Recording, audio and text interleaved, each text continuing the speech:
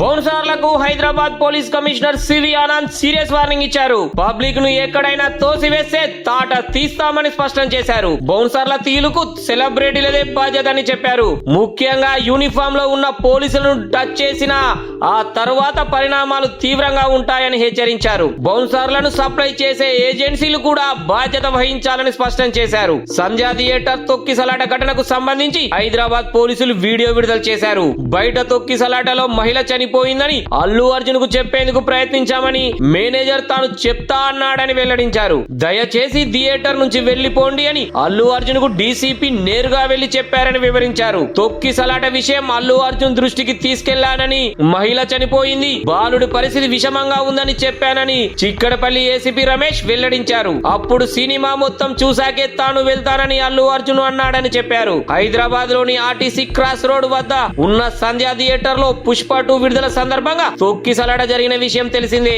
ఈ ఘటనపై తెలంగాణ అసెంబ్లీలోనూ చర్చ జరిగింది. సీఎం రేవంత్ కీలక వ్యాఖ్యలు చేశారు.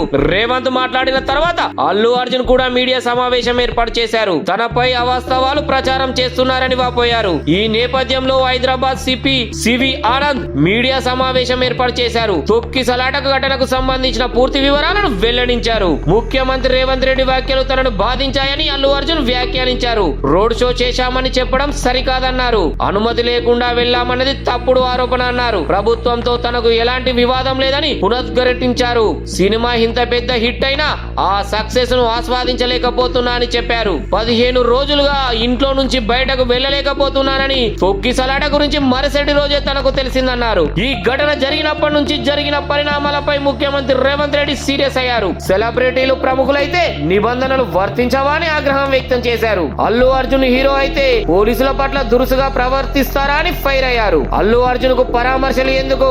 ఆయనకు కాలు విరిగిందా, చేయి విరిగిందా, ఏమైందని ప్రశ్నించారు.